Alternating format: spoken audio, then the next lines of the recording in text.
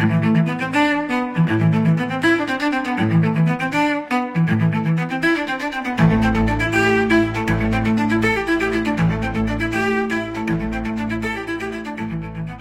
amis, nous sommes le mercredi 16 avril.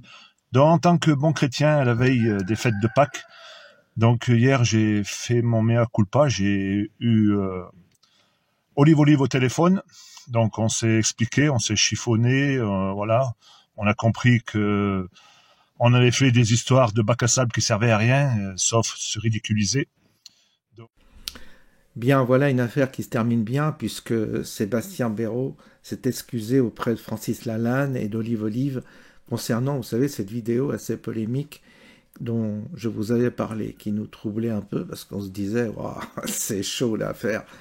Bref, on repart sur de bonnes bases puisque tout ce monde-là est réconcilié. Et si vous voulez voir la vidéo de Sébastien Béraud, j'ai mis le lien en description.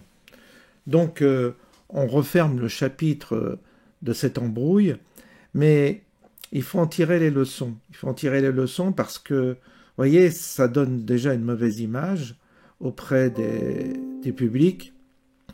Et il faut savoir que quand on commence à avoir une certaine notoriété via les réseaux et d'autres supports médiatiques, il y a une responsabilité à laquelle on ne peut pas échapper. C'est-à-dire on ne peut pas dire n'importe quoi, il faut faire attention aux propos que l'on tient. Et ça nous engage, si vous voulez, à être prudent si vraiment on a des infos percutantes. Il faut être très sérieux sur les sources et sur la fiabilité de ce que l'on délivre comme information.